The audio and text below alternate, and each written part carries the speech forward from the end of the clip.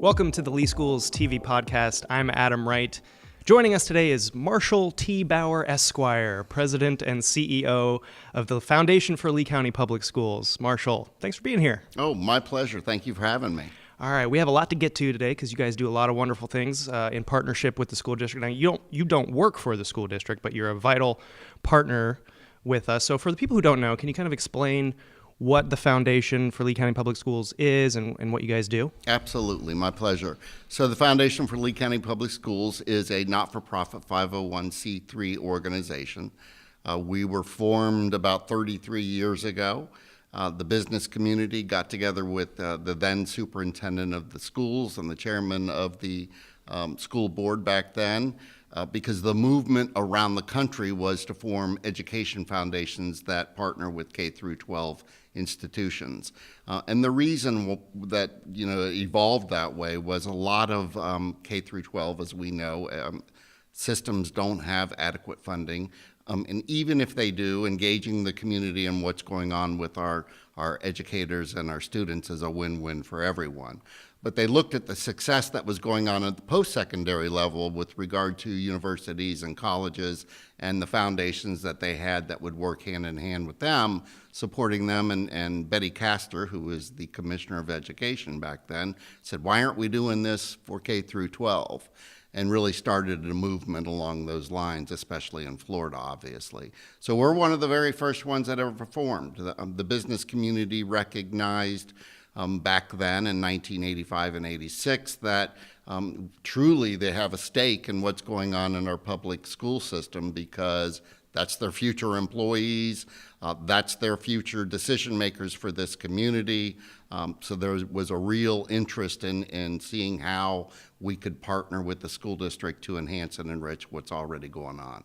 Have you been with it since the beginning, or when did you get involved? No, that's an interesting thing. I'm a reformed lawyer, as I like to tell people, and I had a whole different life as a lawyer.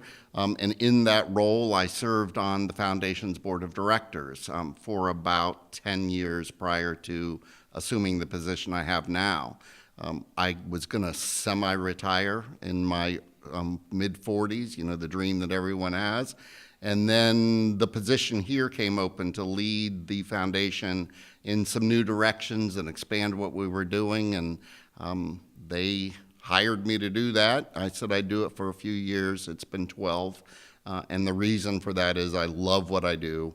I love working with the school district employees, from the administrators to teachers, and obviously working with students. So I took on that kind of a role and been in it ever since. How many people work for the foundation? How many employees? So there's a dozen of us. Yeah, there's a dozen staff there now. And we occupy the old Gwynn building. As I indicated, we were actually formed out of a partnership with the school district. And so while we don't work as employees of the school district, we've got a very strong relationship, because that's who we service, if you want to put it in those terms, are the educators and the students in the school district. So we have our own board of directors. We've been a business-led organization since we were formed. But we also have serving on our board of directors whoever the superintendent is for the school district. The superintendent also serves on the executive committee of the foundation's board, and whoever happens to be the chair of the school board also serves as a member of our board of directors. So there's that partnership. In so many ways, we're hooked up to the school district through the Pony system, the interoffice mail system, through our computer systems. So it really lends itself to a great relationship. And obviously every initiative or program that we do is done in partnership with the schools, because we couldn't do it without that partnership. Okay, so yeah, like I mentioned before, you do a lot of wonderful things. So we're going to go through all the different programs. You offer scholarships and other recognitions for students and teachers. So we're going to go through all those. Let's start with some special programs that you provide and offer for students. And one that's coming up soon is STEMtastic Day of Discovery, which will be here at the Public Education Center on Colonial Boulevard in Fort Myers on February 9th. So talk to us about what STEMtastic Day of Discovery is and why people should be excited about it. So STEMtastic Day of Discovery, in my opinion, is one of the coolest things that we do. It's part of our overall STEM at Work initiative. The STEM at Work initiative was born 10 years ago out of the need to help our students and our educators, for that matter, understand the importance of why we are teaching our kids science, technology, engineering, and math, and how it's applicable in the real world. So leading up to STEMtastic, we take around 400 students throughout the year into various businesses. The way all of us learn best is by doing, and so we bring them out to do hands-on kinds of things throughout the year so that they get an interest in, or hopefully they get an interest in, some type of STEM career, because really that's what is the now and the future. And quite frankly, I can think of nothing that doesn't involve STEM. But STEMtastic Day of Discovery is kind of like the capping event for that whole thing. It's where we bring the schools together, the business community together in a real kind of fair-like atmosphere, if you will, where the public is invited. Mostly the families of the students come. Each year we have several thousand students and their families come to these things to see what's offered in all of our schools around STEM, to see what businesses are offering around STEM, and in my estimation, the most important thing is to give those students, whether they're pre-K all the way through 12, the opportunity to do things with their hands around STEM to show them why it's important for them to study science, technology, engineering, and math. Yeah, I was last year was the first one that I have experienced, and it was really cool. We line all the different wings of the building here, including outside, with different exhibits, showcasing cool projects that our students are taking part in. And it was just really cool to see kids getting excited about science, technology, engineering, and math. Yeah, everyone needs to come see that. I've been told year after year by parents of children, this is one of the coolest things in the world. Their students are getting an interest in things that they didn't maybe have an interest in before. And for that matter, so are their parents, so it's kind of fun to watch. I should also mention a few years ago, we brought in a third partner, so that's obviously a partnership with the Foundation for Lee County Public Schools and the school district. We brought in the Edison Pageant of Light to partner with us. We were doing it at the Harborside Event Center, but that's now under construction, so we've moved it back to the school district, but they bring another piece of it. So it really opens this up as a community-wide type of event. You're partnering with them again this year?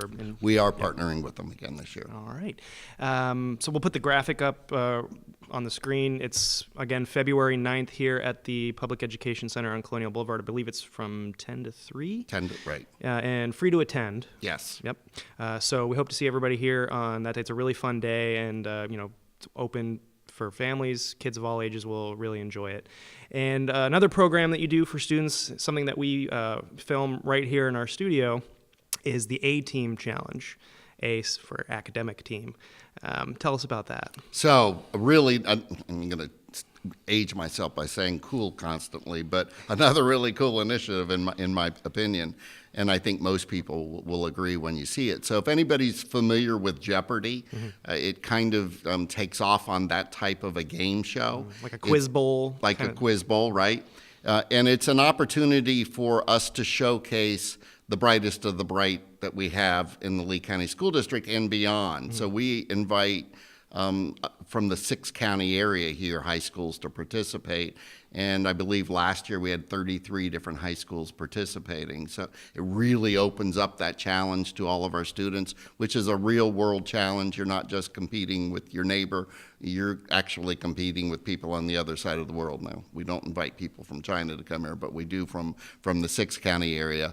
It's an elimination type of a game, and I would invite people to tune in to see the semifinals and the finals that are aired on NBC2. We film it right here at the Lee County Education Center. You will be in awe of these students, when they read out a math problem. And usually it's an NBC2 personality that hosts this for us. The kids are buzzing in on those things before I've even begun to write down what I think the formula is or whatever it is that you're doing. So it really inspires you and lets you know just how bright our kids really are. Yeah, and that'll be coming up after the break next semester. Right. We'll get that underway, so stay tuned for that. You also have a college and career center available for students as well. Yeah, so we've got a lot of college and career initiatives that we offer through the College and Career Center. Everything from our Future Makers program, which is really all about getting students to fill out those darn financial aid forms, the FAFSA forms. My mom, pulled her hair out many times filling those out. I've heard those stories a million times. I'm so old you didn't have to do it back when I was going. But almost everyone that is going to do anything post-secondary learning-wise really needs to fill out those financial aid forms. It opens up all kinds of opportunities in terms of getting funding for schools, scholarships, grants, those kinds of things. Most colleges require you to fill it out anyway, but it's a federal program, it's a federal application, and it's not the easiest thing in the world. So we go around and we help children and students and their families fill those things out in Future Makers. We have the STEM at Work program that I've already alluded to. Take Stock in Children and our STAMP programs fall under those initiatives. Both of them are mentoring / scholarship types of programs, helping our students make that great decision they've got to make sometime about what are you going to do when you graduate from high school. When we looked at the data several years ago, we were seeing that 2/3 of the students, and not just Lee County, and not just Southwest Florida, but the whole state and indeed the whole nation, if you asked a typical senior, what are you going to do when you graduate from high school? Unfortunately, the answer oftentimes is, I haven't the slightest clue, or I don't know. We all know how competitive the world is now in the marketplaces. So the earlier we can get students to start thinking about what they're going to do with their future, the better off. That doesn't mean they can't change their minds a million times, but just so they've got a plan in place. So Take Stock in Children is basically a program that is offered to kids that are economically disadvantaged. Many of them, no one in their family has ever been to college before. And you don't know what you don't know. So you have to apply to get into that program. Once you get into it, there are huge benefits. We match the child with a mentor, just another caring adult in their lives to help give them advice on everything from personal matters to what should I be taking in high school to prepare myself to be an engineer if that's what they want to be, and everything in between. So the mentors play a really, really good piece of this, and I'm a huge fan of mentoring, whether it's through Big Brothers, Big Sisters, or through our Take Stock or STAMP programs or whatever. The data is there that indicates if you've got another positive role model in your life, the opportunities for you are exponentially increased in terms of graduation rates, in terms of going to college.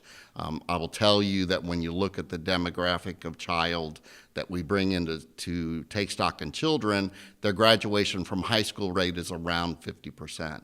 When we look at the data that we've been gathering, we've been close to 100% graduation rate for the students we bring in there. The carrot at the end of all of this, and we bring kids in either the 6th or 9th grade, if they follow the rules that they sign with us, saying they're going to be crime-free, drug-free, be good citizens at school and in their communities and meet with their mentor on a regular basis and maintain a certain GPA, they've got a 4-year college tuition scholarship that goes to them. STAMP program is similar to Take Stock, except for maybe those students that we bring into that program. They don't have a guaranteed scholarship, but we certainly work with them to get scholarships. We, again, pair them with a mentor. Those students may or may not know what they're going to do. Take Stock in Children kids know at least they want to go to college. STAMP kids may want to go to college, or they may want to go get post-secondary education of another kind, like attending one of our marvelous technical colleges and going into that type of field, whether it's auto mechanics, marine mechanics, air conditioning installation, all of those things that we've got to make sure that the message is not every student has to go to college. Yeah, and you can make a good living. You can make a great Working on it, living. I can tell you if my plumbing didn't work when I got home tonight, I'm in trouble. I'm calling the plumber. If my car breaks down when I want to leave this building, I'm in trouble. I'm calling the mechanic. So we've got to realize that what we really need to be telling our young people is think about something you're really interested in. think about what you're really good at, and think about what the marketplace is with regard to that. And where that meets, that's really the direction you need to start looking at. Do you know roughly how many students every year, go through, participate in these programs, Take Stock in Children and the STAMP program? Yeah, so we've got about 190 students that are active in our Take Stock in Children program now.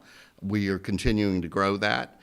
We grow it because one of the things I just told you, based upon funding that we get, and one of the things I like to tell people who are interested in investing in our students, first of all, investing in our students is to me the gift that keeps on giving, because once you have a solid education, the chances of you getting involved in other nefarious types of things in life, I know this from being a former prosecutor, the more education you have, the less opportunity you're going to get or chance you're going to get involved with delinquent or criminal activity, the less chance you're going to become homeless, the healthier you're going to be. All the data that goes along with the more education you have, it's true, and we need to follow that. So the Take Stock in Children program, one of the limits about the number of students we can bring in is, as I indicated, we purchase a scholarship for every one of them. Scholarships are not cheap. But the good news is, for every dollar we raise to purchase scholarships through Take Stock in Children, it's matched by the state of Florida up to a certain amount. So the more that we can get in terms of funding for that, the more scholarships we can buy, the more students we can bring in. STAMP is a relatively new program that we just started a few years ago, and it's growing each year. So we're trying to bring in more and more students with regard to that. But when you look at STEM at Work, Take Stock in Children, STAMP, we've got, a couple thousand kids that are involved in the program. That's awesome. So these scholarships that you provide, as you said, you rely on donations from the community, right? Yeah, absolutely. So the Take Stock in Children one, I've already explained. We have a number of other types of scholarships. Some of them are memorial scholarships. The Jeff Summer Scholarship is one that comes to mind real quickly. Jeff was a coach and teacher down in Estero, well loved by everyone. He had an untimely death, and the family wanted to do something in his memory. So we've got a scholarship that has certain kinds of qualifications around runners and those kinds of things, GPA, because that's what Jeff did. So we have those kinds of scholarships. We have the Hagee Scholarship, again, named after a former employee of the school district. He was a longtime administrator here.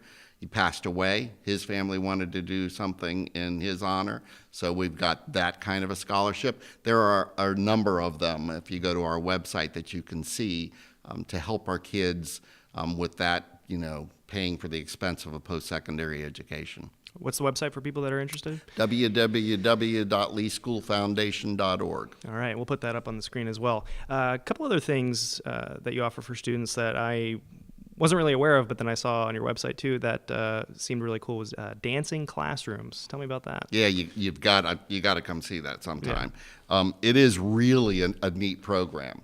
So, and I'll tell you a little bit about the history because it illustrates what the foundation is all about. And we're all about engaging the business community specifically, but the community at large with what's going on in our public school system through our initiatives, programs, mentoring, and all the other things that we do there. So when I started, I received a phone call from Margaret Antonier, who is the president and CEO of Miramar Development. Someone that I had known a little bit, and she called up and said, I've got this really cool program I learned about when I was in New York City called Dancing Classrooms. And I said, oh my gosh, Margaret, we really want to do serious stuff here.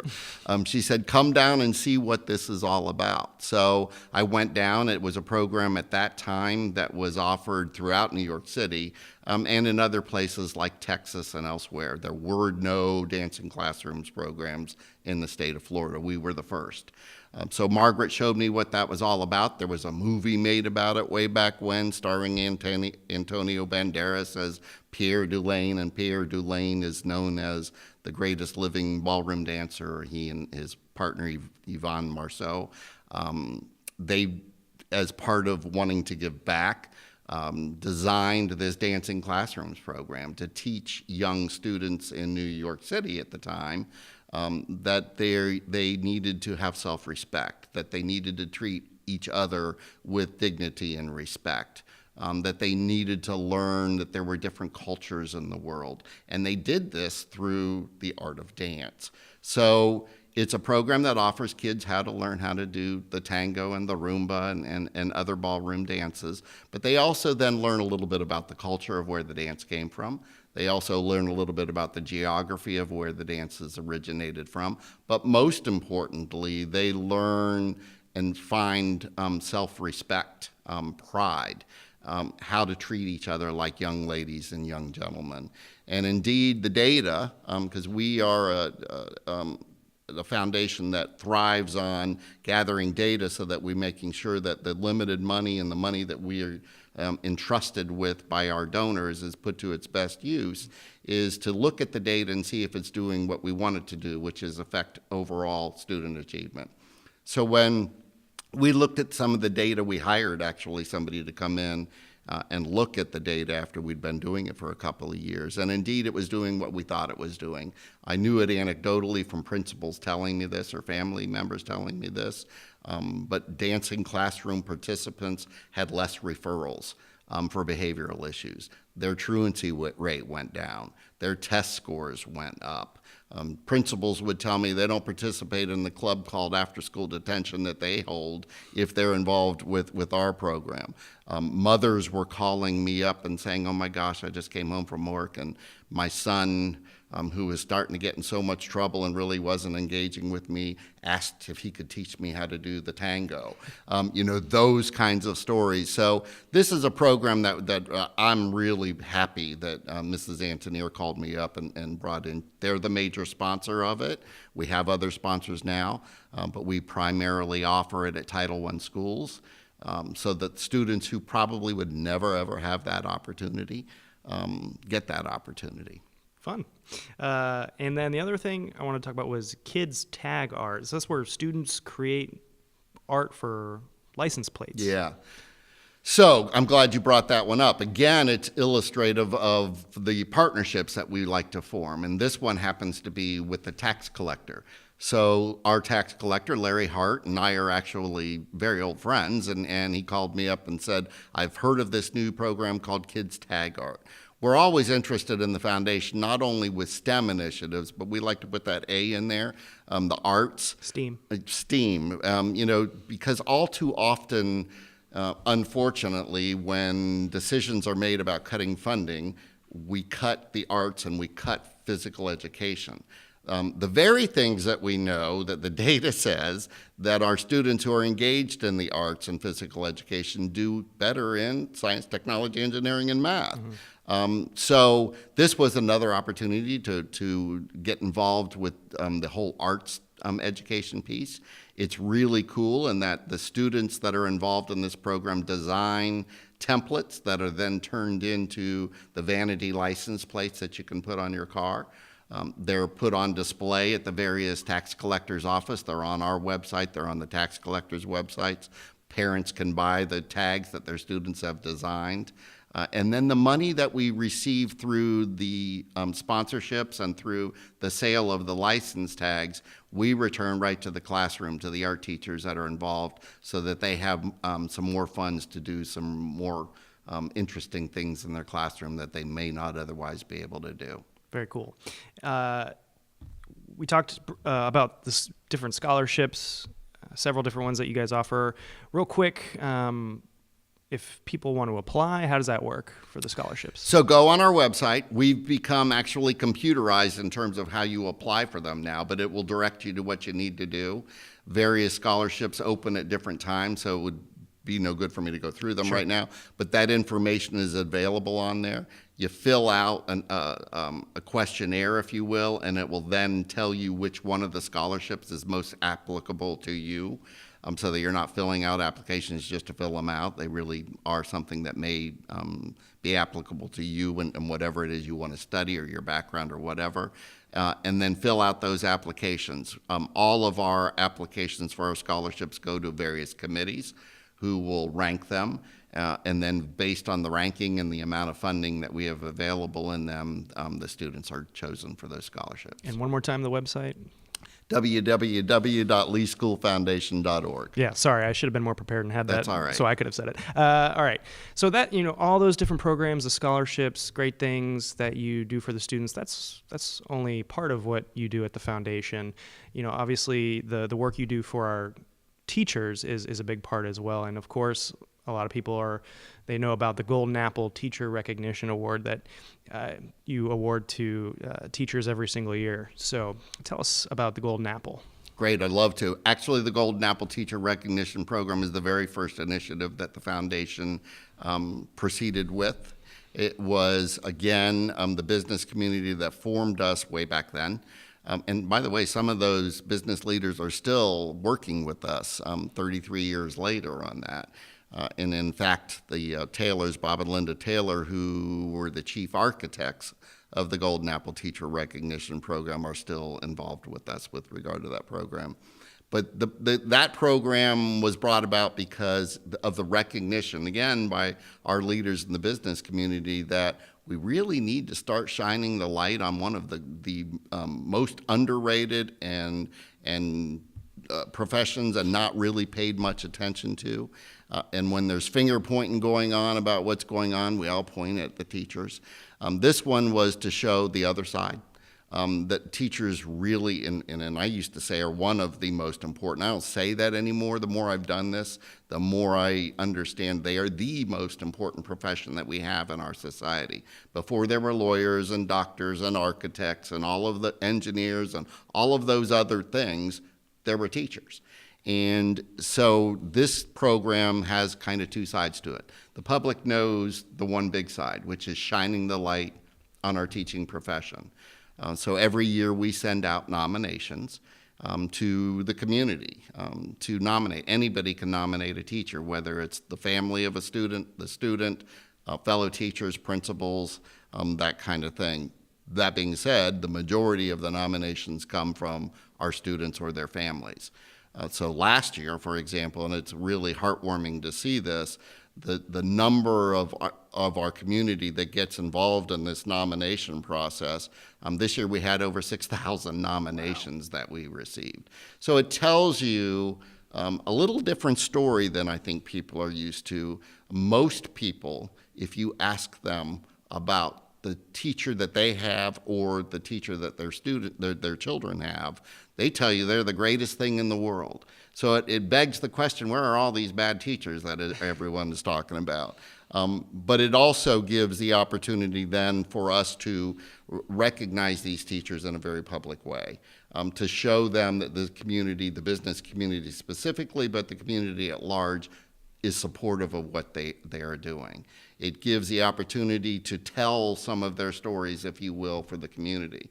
So we go through a long, arduous process. It's not for every teacher. You may not want to lay your life out there on the line on this. And we understand that, but we really promote it and say, somebody nominated you, please apply for this. And when you do apply, you've got to go through a long process. So we have around, this year, I think 400 teachers that have applied to come into the program. They are then subjecting themselves to an application that's changed every year. It's an essay type of application. It's not easy. They fill that out. It goes to a selection committee of independent business and community leaders that we formulate every year. They read all of those applications and rank them. The top 100 of those are what we call our teachers of distinction for that particular year. The top 30 or so of them are what we call our finalists. The finalists are then visited by every member of that selection committee in their classroom without any knowledge up front when they're coming to see them. And that gives the opportunity for that real kind of observation about how is this person, this teacher, relating to their students? Are they sharing the love of learning? Are they engaging them in the learning process? Those kinds of things, they're ranked on that. And then the third part of the process is, because teaching is a profession and we want everyone to know that, we bring them in for a professional interview with the members of the selection committee, and they are then rated on that. The accumulation of all of those different ratings helps us choose the 6 Golden Apple recipients. Notice I didn't call them winners, we call them recipients. Obviously, they're huge winners in life, but we want everyone to understand we're not saying this is the 6 best teachers this year. What we are saying is they're the 6 best representatives of all of the great teachers that we've got in the school district. And then there are many events that we put on for the 100 Teachers of the Distinction, the finalists, and as well as the actual Golden Apple recipients throughout the year, including socials where we bring the business community in to network with them. They get to network with each other. They get to network with administrators and school board members. They get to network with prior Golden Apple recipients, all with the hope that there's going to be a sharing of best practices going on. An understanding by the community of what these teachers do every year. And I think that really has grown and become part of the fiber, if you will, of the school district here, which we love seeing going on. What people don't know is the other part of this. So any funds that we receive through sponsorships or any of the other programs connected with Golden Apple go right back into the Golden Apple Teacher Recognition Program in terms of teacher development. So we work with the school district hand in hand to offer, the most up-to-date type of training to our teachers, and we kind of geared a little bit towards the business angle, so that teachers, when, for example, we teach them how to gather data, analyze data, and make decisions based on data. So that the decisions they're making with regard to limited funding that we've got available for education is the best decisions that can possibly be made. Not just what sounds warm and fuzzy, but what's really affecting the bottom line of student achievement. One thing I've learned, now that I work for the school district, is, like you said, very long, arduous process for those that go through it. You said 6,000 nominations, and then 400 apply, and I'm sure there's tons of teachers out there, because we've had 3 Golden Apple recipients on the podcast so far, and I remember when we had Jim Kroll on, I think it was episode 6, from Mariner Middle. He talked about how when his kids kind of had to push him to apply because they're very humble. They don't want to, some of them, appreciate the recognition, but they don't necessarily want the limelight, and they're humble, so they don't want to go through it. So many that don't apply are worthy as well, but you kind of got to prepare yourself to, Absolutely. do a little bit of bragging and, Yep. And I tell them that. I know my staff tells them that, and our board tells them that. If you choose not to apply, that's great.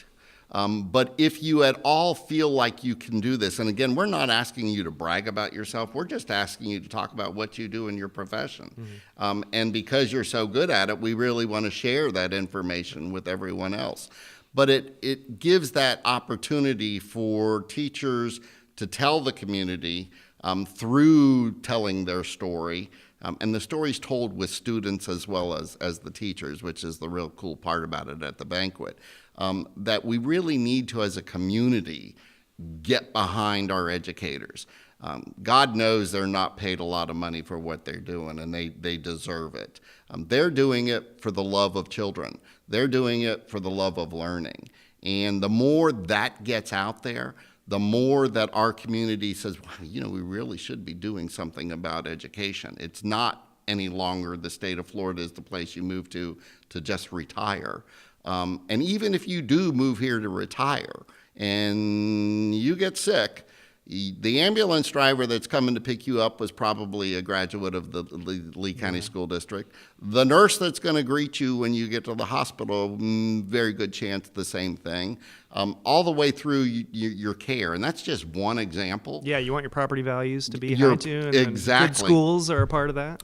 Exactly. So when I go into some of these retirement and gated communities, and they say, "Why am I interested?"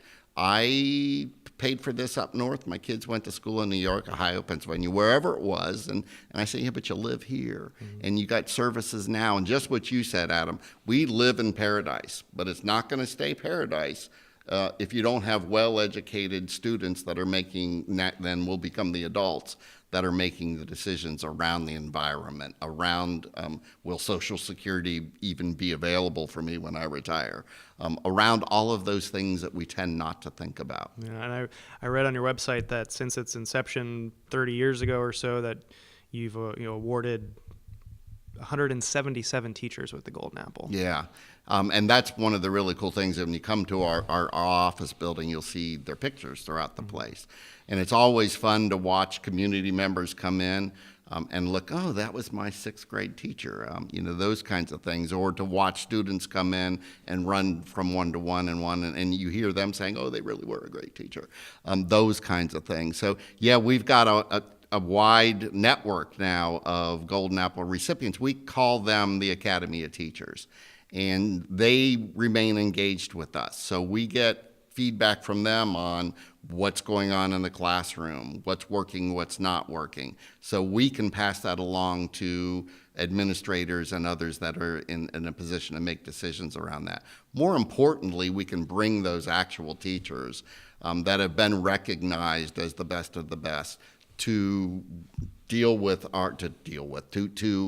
engage with our school board members, with our superintendent, with other administrators and principals about what they have as suggestions for improving our education system. So it really, and they get to share it with, the people that fund those decision makers, the business people who donate to the politicians who are running, so that everyone is aware that we really need to be circling the wagons, if you will, around this very important issue of public education. And I know that when it comes time to announce the winners or the recipients, that you visit each school and surprise them in their classroom during a lesson or something, and you give them the Golden Apple. And so what's that? I know you go. That's my favorite time of the year. Some people assume it's the big banquet where we get dressed up in the monkey suit and everything. I shouldn't say that. It's a beautiful event that it really does shine the light on the teaching profession. But the real fun for me is to go into those classrooms. We do it unannounced, so they don't have the slightest clue that we're coming in. And I love to watch the teachers, but more importantly, I love to watch the students, whether they're kindergartners or they're seniors. The joy with that those students have in that their teacher is being recognized in such a way is, just unbelievable. And you do other things for teachers as well. You've got classroom grants as well. So classroom grants and our Education Resource Center were both conceived, if you will, because of some of the things that we all know but we really don't believe. For example, I'd heard for years and years and years, teachers reach into their own pockets to pay for things that are going on in the classroom. That's a very, very, very true statement. Mm-hmm. And teachers, as I've already said before, don't get paid a ton, and they're still doing that, reaching into their pockets. So the classroom grants and the school grants program allows us, again, it's another match program. For every dollar we raise, we can get the legislature to match it up to a certain point.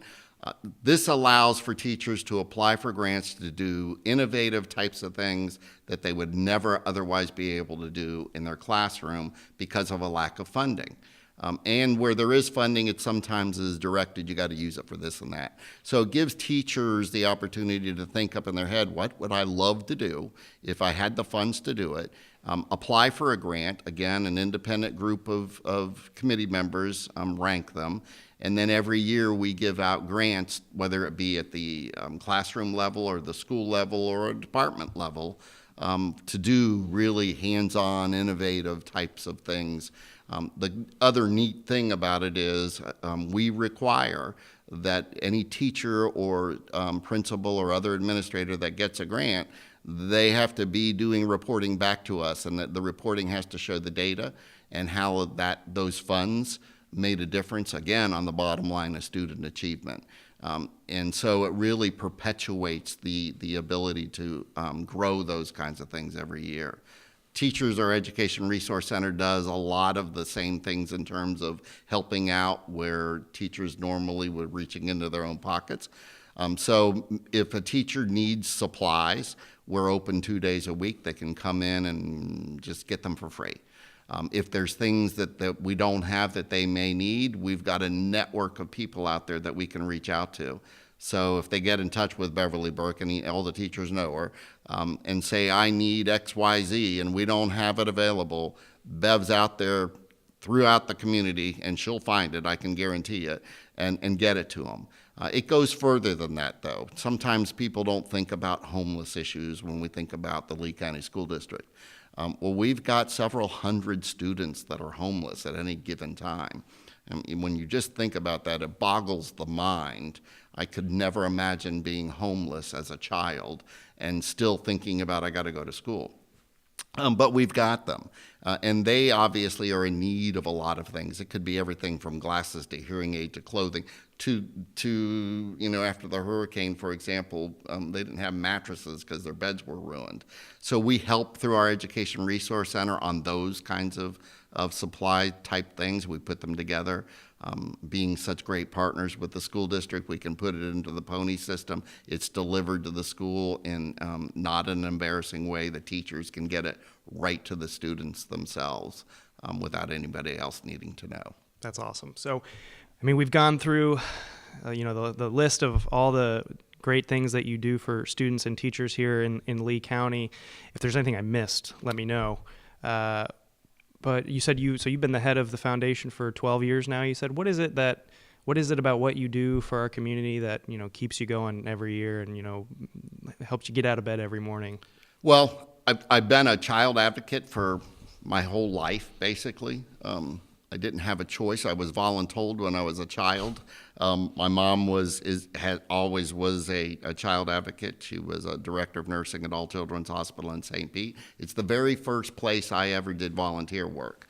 But it inculcated in me that the youngest of our citizens are really obviously need the most of our support.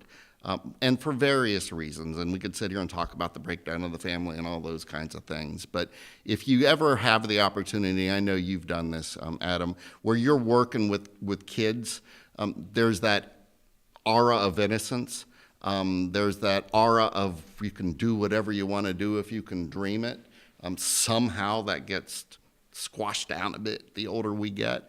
I love watching that and working with kids to do that. So I've been a child advocate for a long time. I saw what happened when I was a prosecutor when we don't support our greatest asset, our students, and the stupid decisions that they can make. Don't get me wrong, I think people need to be held accountable for their decisions, but we need to give them the proper tools to make the best decisions they can possibly make. So I've been involved with the Children's Hospital and a lot of other mentoring programs, and I could sit here and talk about them from now till doomsday, but the best part about working where I work now is I work with educators. And in my mind, education is the greatest prevention tool going. It's the greatest intervention tool there is out there. It's the great equalizer in this country. We believe in educating all of our students. Doesn't matter what their background, doesn't matter what their intellectual or physical abilities are. Everyone deserves an education. And by doing so, we lift up all of us. Because a well-educated community is the cornerstone for a thriving community. And the more we understand that, and if you just believe in data, you can find it all over the place. I'm not saying that people with PhDs and master's degrees and JDs and all that stuff don't commit crimes and don't get into homeless situations. They do, but at a very much less rate than an educated citizenry. So the more we can do that, you support our students and our teachers, because ultimately they're the ones that's where the rubber meets the road in terms of having the greatest effect on our young people other than families, is our teachers. The more we can do that kind of thing, the better off we all are. Sounds like a good place to end it, unless there's anything else you wanted to No, say.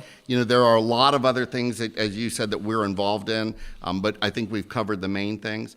I would like to add in, we are very partnered now with the school district on its Vision 2020, and whatever that will turn into as we move forward. In Vision 2030. Yes, and I know that's what's coming, but we're helping around those issues too. So we're working on the areas of teacher retention, teacher recruitment. We do special events to help our teachers network in the community and feel like this is home to them. We're working, we have like a Golden Future Scholarship where we're working with Golden Apple teachers to grow our own teachers here in the school district. So there's various other ways that we're doing it, and we change and add things all the time. My staff doesn't necessarily love it when I'm gone from the office because they never know when I'm going to come back and say, guess what we're doing now.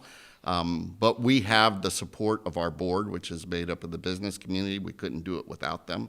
We have the support of the school board and Dr. Atkins and his cabinet and all of the principals. Otherwise, we wouldn't be successful. And I think everyone working together to help guarantee, I said it before, I'll say it again, our community's greatest asset, our children, have every opportunity to succeed, the more we all succeed. All right. And for anybody out there watching or listening who is interested in getting involved in any way, what's the best way for them to do that? They can go to our website again and let us know that way. They can give us a call at 337-0433. We always have need for mentors, and that can be everyone who's working to the retirement community. We always obviously have need for funding to grow these programs. We volunteers in other ways to come in and work with our students and our teachers in our various programs. Committee membership to help us along the lines of deciding, where we're going to make our decisions in certain of our programs. So there's a plethora of opportunities that we encourage everyone to get involved with us. All right. Marshall Bauer, President and CEO, the Foundation for Lee County Public Schools. Thank you for being here. Thank you, Adam. All right, and thank you for watching and listening. We'll see you next time.